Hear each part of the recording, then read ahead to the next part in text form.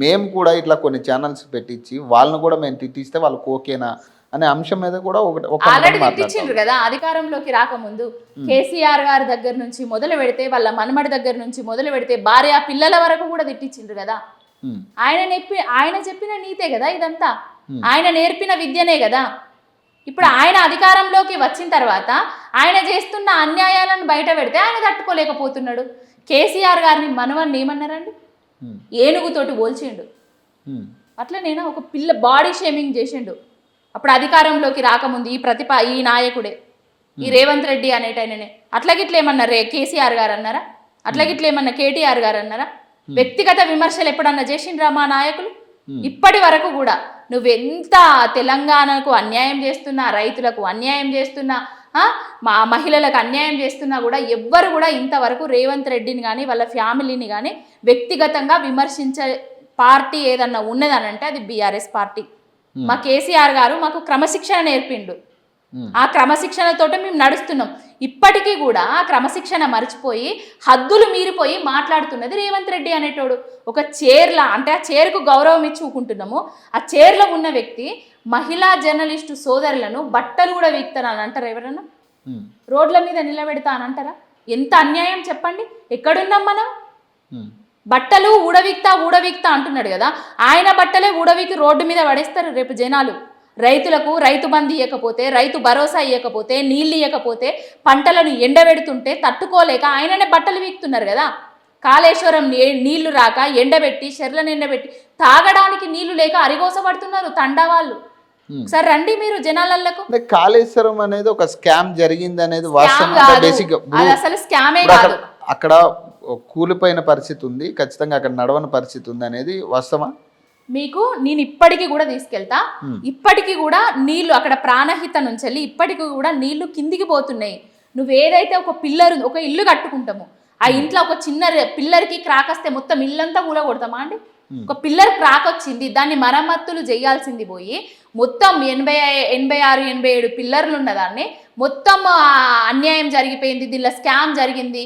ఇవాళ చెప్పిండు ఉత్తమ్ కుమార్ రెడ్డి గారు, కాళేశ్వరం బ్యారేజ్లన్నీ సేఫ్ ఉన్నాయి, ఎలాంటి అది జరగలేదు, మరమ్మతులు చేయాల్సి ఉన్నది ఒక పిల్లర్కు అనేసి ఈ రోజే చెప్పిండు పేపర్లో. అంతా ఏంటంటే అధికారంలోకి రావడానికి కాళేశ్వరంలో స్కామ్ జరిగింది అనేసి బీజేపీ వాళ్ళు చెప్పిండ్రు. కాళేశ్వరంలో లక్షల కోట్ల స్కామ్ జరిగిందని కాంగ్రెస్ వాళ్ళు మొత్తుకున్నారు. ప్రజలను తప్పుదోవ పట్టించిండ్రు అధికారంలోకి వచ్చిండు. కాళేశ్వరం నుంచి వెళ్ళి చుక్కా నీరు రాలేదని చెప్పారు. కాళేశ్వరము మోటార్లను మళ్ళీ స్టార్ట్ చేసిన తర్వాతనే రంగనాయక సాగర్కి ఇవన్నిటికీ నీళ్ళు వచ్చినాయా రాలేదా? ఇప్పుడు మళ్ళీ మోటార్లు బంద్ చేస్తే నీళ్ళు ఆగిపోయినాయా పోలేదా? ఎడారిలాగా మారుతుందా మారట్లేదా? కాళేశ్వరం నుంచి వచ్చిన నీళ్లు నిజం, కాళేశ్వరం తెలంగాణకు జీవనాధారం అనేది నిజం. ఇవన్నీ తెలుసుకోలేక ప్రజలను తప్పుదోవ పట్టించి అధికారంలోకి వచ్చిరు. మహిళలకు యథేచ్ఛగా హామీలు ఇచ్చిండు. స్కూటీలు ఇస్తామని చెప్పిండు, 2500 ఇస్తామని చెప్పిండు, 4000 పెన్షన్లు పెంచిస్తామని చెప్పిండు, తులం బంగారం ఇస్తామని చెప్పిండ్రు. ఏవీ లేవు. ఇప్పటి వరకు ఏమన్నా ఉన్నాయా? అధికారంలోకి వచ్చిన తర్వాత ఏదన్నా ఇచ్చింది ఉన్నదా? ఇవన్నిటిని ప్రశ్నిస్తే అడుగుతే తట్టుకోలేకపోయి బట్టలు ఊడవిక్తా అంటున్నాడు. 15 నెలలు అయింది కదా, ఇంకా కొన్ని రోజులు ఆగితే. ఇప్పుడు 15 నెలలు అయింది. అన్నం ఉడికిందా లేదా అనేది ఒక మెతుకు చూస్తే సరిపోతుంది కదా. 15 నెలలు 16 నెలలు అవసరం అంటున్నాడు కదా మొన్న అసెంబ్లీ సాక్షిగానే. అసలు బడ్జెట్ లేదు, మా ఉద్యోగులకు జీతాలు ఇవ్వడానికే లేక చేదోడు వాదోడుగా 4000 కోట్లు తెచ్చుకున్నామని చెప్తుండే కదా. అధికారంలోకి రాకముందు తెలియదా మరి? అధికారంలోకి రాకముందు నువ్వు ఇచ్చిన హామీలు మరి అప్పులైనాయి, బడ్జెట్ లేదు, ఇది నాకు చేత కాదు అనే విషయం తెలియదా? అంటే ఒడ్డు ఎక్కిన తర్వాత ఓడమల్లన్న, ఒడ్డు దాటిన తర్వాత పోడమల్లన్న కథలు. ఏ విధంగానైనా చేసి అధికారంలోకి రావాలి. అధికారంలోకి వచ్చిన తర్వాత మనం చేసేది చేసుకోవాలి. కాళేశ్వరంను ఎండబెట్టి ఇసుక రీచ్లను తవ్వి ఇసుక స్కామ్లను చేస్తున్నారు కాంగ్రెస్ వాళ్ళు. ఒక్కొక్కరు ఎన్ని వేల కోట్లు సంపాదిస్తున్నారు ఒకసారి చూడండి.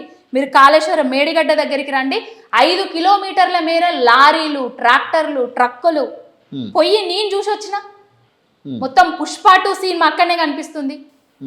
ఇసుక కోసము చెరువులను ఎండబెడుతున్నారు, ఇసుక కోసము ప్రాజెక్టులను ఎండబెడుతున్నారు, ఇసుక కోసము రిజర్వాయర్లను ఎండబెడుతున్నారు.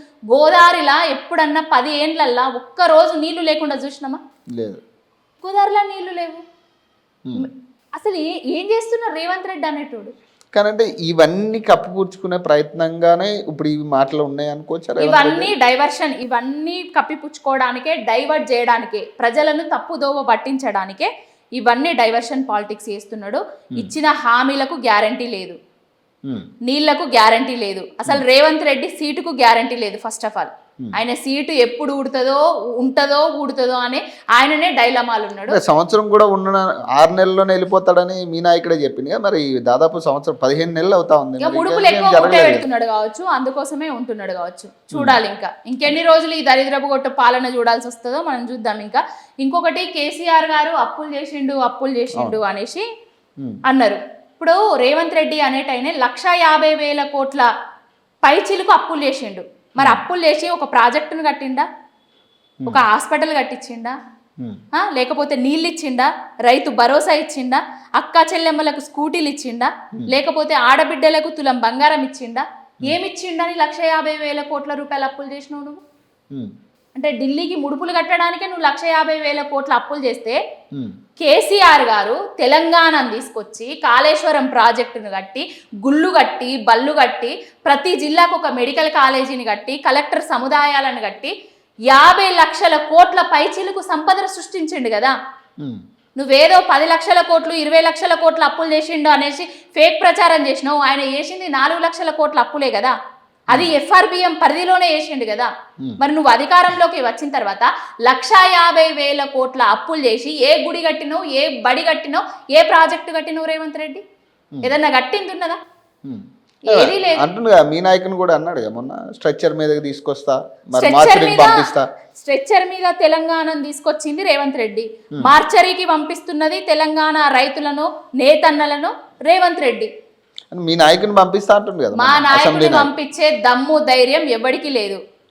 ఆయనే ఆకాశం మీద ఉమ్మితే వాడి మీదనే పడుతుంది. ఇప్పటికైనా ఈ పిచ్చి ప్రేలాపనలు, ఈ పిచ్చి మాటలు మానుకొని పరిపాలన మీద, ప్రజల మీద దృష్టి పెట్టాలి రేవంత్ రెడ్డి అనేటోడు. ఆయనకి దేని మీద అవగాహన లేదు. ఒక మంత్రిగా చేసిన అనుభవం లేదు, ఒక ప్రభుత్వాన్ని నడిపే జ్ఞానం కూడా లేక ఇవన్నీ మాట్లాడుతున్నాడు. డైవర్షన్ పాలిటిక్స్ లో భాగంగానే ఇవన్నీ మాట్లాడుతున్నాడు. మొన్న అంటే పాడి కౌశిక్ గారు మాట్లాడిన మాటలకు సంబంధించి, అంటే కుక్కల సంఘానికి అధ్యక్షుడిలాగా ఉన్నాడు రేవంత్ రెడ్డి అనే అంశం అనేది కరెక్ట్ అని ఒక సీఎం ని పట్టుకున్నా. అరే కుక్కల సంఘం అన్నాడు, ఇంకా పందుల సంఘము, ఇంకా ఇంకో సంఘం అనాలి ఆయనను. ఆ కుక్క కన్నా విశ్వాసం ఉంటది. నిన్ను నమ్మి అధికారం ఇచ్చిండ్రు ప్రజలు, నమ్మిన ప్రజలను నట్టేట ముంచుతున్నావు.